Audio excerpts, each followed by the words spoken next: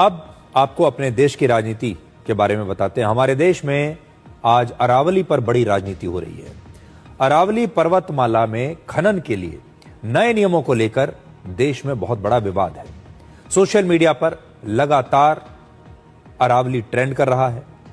लोग कह रहे हैं कि अरावली को बचाइए, सेव अरावली ट्रेंड कर रहा है और यह दावा किया जा रहा है कि नए नियमों की वजह से अरावली पर्वत को काफी नुकसान होगा। और आज हम इसी खबर का पूरा विश्लेषण आपके सामने करेंगे। सबसे पहले आपको बताते हैं कि अरावली पर्वतमाला क्या है। यह पर्वतमाला गुजरात, राजस्थान, हरियाणा और दिल्ली यानी 4 राज्यों में करीब 1,47,000 वर्ग किलोमीटर क्षेत्र में फैली हुई है। यह आपकी स्क्रीन पर है। राज्य आप देख लीजिए, गुजरात, राजस्थान, हरियाणा और दिल्ली। लगभग 1.5 लाख वर्ग किलोमीटर में अरावली पर्वतमाला फैली हुई है और अरावली पर्वतमाला करीब 200 करोड़ वर्ष पुरानी है। 200 करोड़ वर्ष पुरानी। और यहां पर तांबा, जिंक, ग्रेनाइट, लेड और कॉपर जैसे खनिज पदार्थों का भंडार है। 4 राज्यों में फैली होने की वजह से हर राज्य में अरावली में खनन को लेकर यानी माइनिंग को लेकर अलग अलग नियम इससे पहले हुआ करते थे। इससे खनन को लेकर, माइनिंग को लेकर कोई पारदर्शिता नहीं थी और बहुत कंफ्यूजन रहता था। हर राज्य की सरकार ने अपने राज्य में अरावली क्षेत्र में माइनिंग को लेकर अलग अलग नियम बनाए हुए थे और ऐसे में सभी राज्यों में माइनिंग के लिए एक जैसे नियम बनाने के लिए सुप्रीम कोर्ट ने एक कमेटी बनाई। तो पहले मैं यहां आपको 2-3 बातें बताता हूं। इससे पहले इन चारों राज्यों में मान लीजिए अलग अलग पार्टियों की सरकार है। उन पार्टियों की अरावली पर अलग अलग नीतियां हैं। उनकी अरावली पर्वतमाला पर अलग अलग सोच है। तो हर सरकार जो है हर राज्य में अपने हिसाब से नियम बनाती थी और उस राज्य में अरावली पर्वतमाला का जो भी हिस्सा आता था उसमें माइनिंग को लेकर हर राज्य के अलग नियम थे। अब इसमें मजे की बात देखिए, मान लीजिए एक ही कंपनी है जो राजस्थान में भी माइनिंग कर रही है और हरियाणा में भी कर रही है या फिर गुजरात में भी कर रही है। अब एक ही कंपनी एक ही पर्वतमाला में यानी अरावली में माइनिंग करती है, लेकिन उसे 2 अलग अलग राज्यों में 2 अलग अलग नियमों के हिसाब से काम करना होता है। और इस दौरान बहुत सारे लोगों ने इसका बड़ा फायदा उठाया, बहुत पैसा कमाया, बहुत भ्रष्टाचार यहां पर हुआ। जब सुप्रीम कोर्ट ने एक कमेटी बनाई और कहा कि इसमें एक जैसे नियम कानून होने चाहिए और अरावली को बचाने के लिए यह कमेटी बनाई गई कि अरावली का संरक्षण कैसे हो सकता है और यहां पर ये जो माइनिंग हो रही है, चाहे वो लीगल हो या इलीगल हो, इस माइनिंग को कैसे रोका जाए, ठीक किया जाए, व्यवस्थित किया जाए। इस कमेटी में कौन कौन थे? भारत सरकार का पर्यावरण मंत्रालय, फॉरेस्ट सर्वे ऑफ इंडिया, राज्यों के वन विभाग के अधिकारी, ये सब शामिल थे।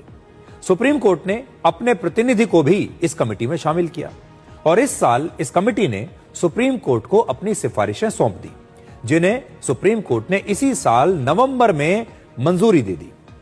अब सबसे बड़ी बात यह है कि सुप्रीम कोर्ट ने जो आदेश दिए वो अरावली को बचाने के लिए दिए हैं।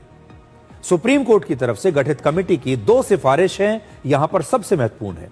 पहला, नए नियमों के मुताबिक सिर्फ 100 मीटर से ऊंची पहाड़ियों को ही अरावली पर्वतमाला का हिस्सा माना जाएगा, यानी 100 मीटर या उससे ऊंची पहाड़ियों में माइनिंग नहीं की जा सकती क्योंकि वो अरावली का हिस्सा माना जाएगा उनको।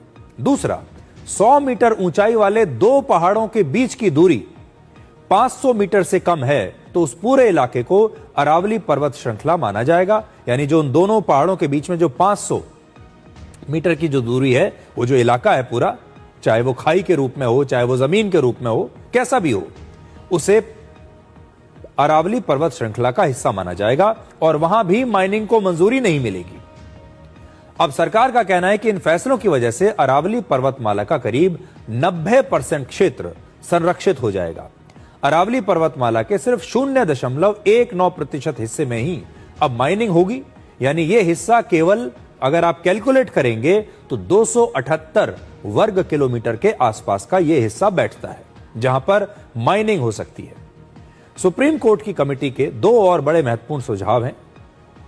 पहला, किसी भी खनन की अनुमति देने से पहले सर्वे ऑफ इंडिया के नक्शों पर अरावली पहाड़ियों और उसकी पूरी श्रृंखला को मार्क किया जाएगा। इससे यह साफ होगा कि जहां पर माइनिंग होनी है वो इलाका अरावली पर्वतमाला का हिस्सा है या नहीं। और दूसरा, जिन इलाकों में माइनिंग पर रोक होगी उसकी साफ तौर पर पहचान की जाएगी। उन जगहों पर साइन बोर्ड लगाकर लोगों को यह जानकारी दी जाएगी कि यहां पर खनन नहीं हो सकता। लेकिन कमेटी की सिफारिशों की वजह से अब हमारे देश में एक विवाद शुरू हो गया है। विरोध कर रहे लोगों का कहना है कि सिर्फ 100 मीटर की ऊंचाई वाले पहाड़ों को अरावली मानने से यहां पर माइनिंग बढ़ जाएगी। उनका दावा है कि अरावली में 100 मीटर की ऊंचाई वाले पहाड़ बेहद कम हैं। अरावली में जो ज्यादातर पर्वत हैं वो सब 100 मीटर की ऊंचाई से नीचे के हैं। अब जब वो 100 मीटर से नीचे उनकी ऊंचाई है तो इसका मतलब वहां पर खनन हो पाएगा। यह कंफ्यूजन है। सुप्रीम कोर्ट की तरफ से गठित कमेटी ने 100 मीटर की ऊंचाई का फॉर्मूला अचानक तय नहीं किया है, बल्कि पहाड़ की 100 मीटर की ऊंचाई का यह फॉर्मूला असल में राजस्थान में जनवरी 2006 से ही लागू है। तो यहां पर एक बात आपको जाननी होगी कि जो 100 मीटर वाला फॉर्मूला है जिस पर लोग आज बड़ा शोर मचा रहे हैं कि अब क्या होगा, तो आपको यह बता दें कि जो 100 मीटर वाला फॉर्मूला है यह राजस्थान में वर्ष 2006 से ही लागू है। वहां की सरकार इसी फॉर्मूले पर काम कर रही है। सुप्रीम कोर्ट की तरफ से गठित एक्सपर्ट कमेटी जब माइनिंग को लेकर नए नियम बना रही थी तो उन्हें पता चला कि सिर्फ राजस्थान ही एक ऐसा राज्य है जिसने वहां पर सही और वैज्ञानिक कानून बनाए हैं। यानी अकेले राजस्थान के पास ही वो सारे मापदंड हैं जिनके हिसाब से वो काम कर रही है। और इसीलिए नई कमेटी ने राजस्थान के नियम को अरावली के बाकी के 4 राज्यों पर भी लागू कर दिया। तो ये जो नियम है ये तो राजस्थान में पहले से ही लागू था। अब बहुत सारे लोग ये कह रहे हैं कि राजस्थान में लगभग 91% जो पर्वत हैं वो तो 100 मीटर से नीचे हैं, तो राजस्थान के जो पर्वत हैं, जो अरावली है, वो तो बर्बाद हो जाएगा। लेकिन राजस्थान में तो ये कानून 2006 से ही लागू है। ये शायद ज्यादातर लोगों को पता नहीं है। अब सुप्रीम कोर्ट ने जो किया है वो सिर्फ ये किया है कि जो कानून 2006 से लागू है राजस्थान में, अब उसे बाकी के राज्यों में भी लागू कर दिया है। 100 मीटर से कम ऊंचाई वाले कई क्षेत्रों में पहले से ही माइनिंग पर प्रतिबंध लगा हुआ है, जैसे इको सेंसिटिव जोन्स में, वाइल्ड लाइफ और टाइगर कॉरिडोर्स में, और दिल्ली और एनसीआर के क्षेत्र में तो वैसे भी माइनिंग अलाउड ही नहीं है। यहां सरकार या किसी एजेंसी ने जो है वो बहुत पैसा खर्च करके पेड़ भी लगाए हैं। इसलिए यह कहना कि 100 मीटर से कम ऊंचाई वाले सभी क्षेत्रों में अब माइनिंग शुरू हो जाएगी, यह सही नहीं होगा। अरावली पर्वतमाला में खनन को लेकर यह जो विवाद है ये आज का नहीं है, यह 3 दशक पुराना विवाद है। क्या विवाद है यह भी देख लीजिए। वर्ष 1995 से सुप्रीम कोर्ट में इसे लेकर सुनवाई चल रही है और पिछले 30 वर्षों में अरावली पर्वतमाला में माइनिंग को लेकर कई याचिकाएं दाखिल की गई। वर्ष 2009 में सुप्रीम कोर्ट ने अरावली के संरक्षण के लिए हरियाणा के फरीदाबाद, गुरुग्राम और मेवात में माइनिंग पर पाबंदी लगा दी और आज भी यह पाबंदी जारी है। वहां पर कोई माइनिंग नहीं कर सकता। जो माइनिंग हो रही है, अगर वहां पर कोई हो भी रही है, तो वो गैर कानूनी माइनिंग है।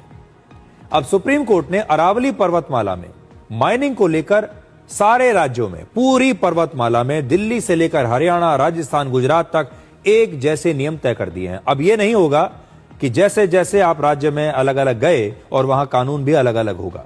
सुप्रीम कोर्ट ने अरावली क्षेत्र में नए खनन लीज पर अब एक अस्थायी रोक लगा दिया। यानी जो लोगों को पहले से माइनिंग का लाइसेंस मिला हुआ है, लीज मिली हुई है, वो तो काम कर रहे हैं, लेकिन इसके बाद अब कोई नया लाइसेंस नहीं दिया जाएगा, कोई नई माइनिंग शुरू नहीं होगी जब तक माइनिंग को लेकर पूरी नई योजना तैयार नहीं हो जाती। तब तक नए लीज या नए लाइसेंस जारी नहीं किए जाएंगे।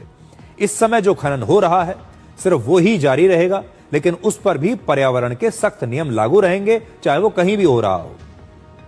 अब यहां ध्यान देने वाली बात यह है कि अरावली पर्वतमाला का करीब 80% हिस्सा राजस्थान राज्य में है। तो राजस्थान बहुत महत्वपूर्ण है। तो जो मैंने आपको बात बताई, 80% अरावली का हिस्सा राजस्थान में है और राजस्थान में ये जो 100 मीटर वाला फॉर्मूला है, नियम है, ये 2006 से ही चल रहा है। यानी अरावली के 80% हिस्से पर यह 100 मीटर वाला नियम 2006 से ही लागू है। लेकिन तब किसी ने शोर नहीं मचाया। आज अरावली पहाड़ियों में सबसे ज्यादा खनन भी राजस्थान में ही होता है और राजस्थान में भारत की कुल जरूरत का करीब 90% मार्बल का उत्पादन होता है। आपके घरों में जो मार्बल लगा हुआ है, आपके दफ्तरों में जो मार्बल लगता है, हमारे देश में खासतौर पर उत्तर भारत में जो मार्बल आता है वो ज्यादातर इसी इलाके से आता है और वो सारा मार्बल खनन से आता है, माइनिंग से आता है। जो लोग आज इसका विरोध कर रहे हैं उनके घर में भी यही मार्बल लगे होंगे और वो सारे माइनिंग से ही आए होंगे।